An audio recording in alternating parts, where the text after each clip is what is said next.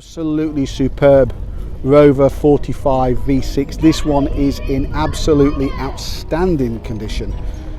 These are becoming rare and not fully appreciated yet, but they will be, and having driven them, that V6 engine is super smooth.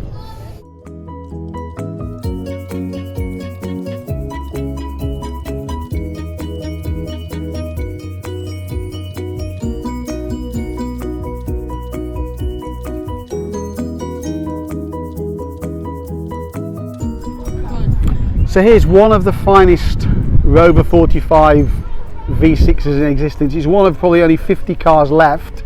I've had the opportunity to actually drive Joseph Lloyd's car, which is a lovely car. This one, certainly in terms of preparation, is accepted, I guess, by Joseph as well as being one of the finest. The attention to detail on this car is absolutely incredible. Look at that embossed oil filler cap, and also, do you recognise the V6 badge? It's got the Connoisseur script on it as well. I mean, the engine, most people would be happy to have the outside of the car to this level of preparation, but certainly not just the engine on its own, which really looks good.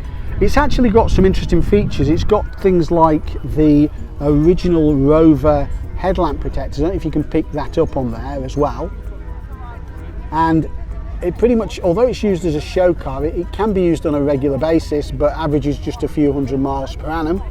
And the guy who owns the car, we're going to have a chat with him shortly, but he's really made a fantastic effort with the car to try and keep it to this standard of preparation, and we're going to try and have a look inside it now as well. So looking inside the car, the door cards have been replaced and matched to the originals.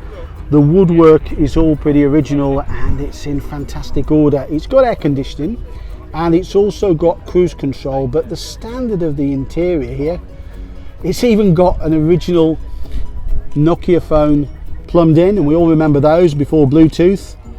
And one thing you'll notice, he's got a wooden handbrake cover, and that was from, I believe, a Discovery, but actually due to part sharing was in actual fact available to be able to be fitted on this car. It actually fitted perfectly.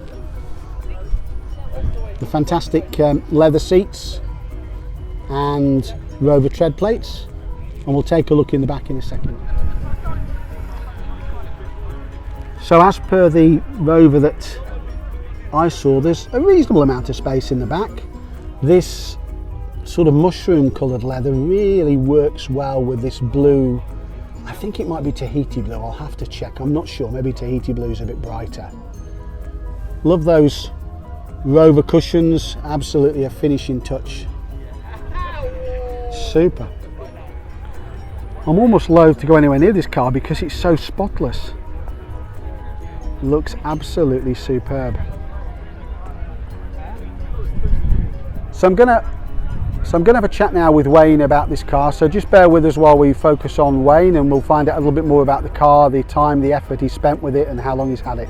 So Wayne, can you tell me a little bit more about your car? It's one of 50, I've read that, and it's a really rare car, isn't it? Yeah, there's with the last quarter of 2021, I think there's about 35 left on the road, I mean about 40 odd sawn.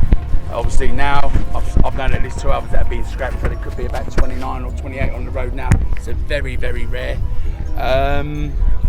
Yeah, so very, very rare now. Regards, obviously the car itself, I bought that from my friend Paul Netz, who's behind me here.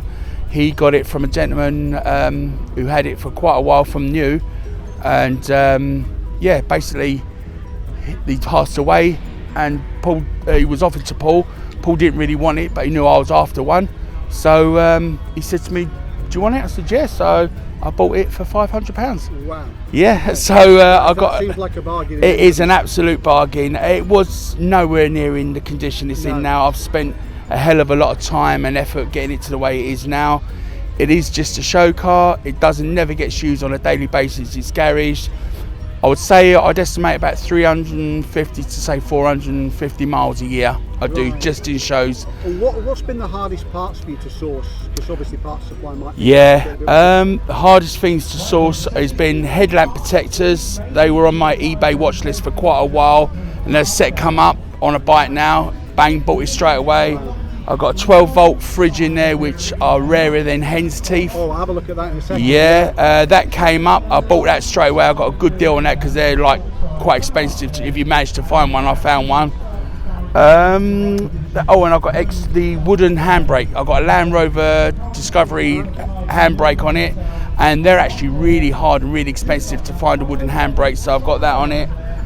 So that's about it, really. Obviously, other stuff you can get. And how long have you had it all together now? Coming up to 2 years now. Okay. Yeah, so coming up you've to done quite a lot of the work over the 2 years. Yeah, quite a lot, and I've literally say everything. The way it is now is what I've done. It's the way I look at it, it will never ever be finished.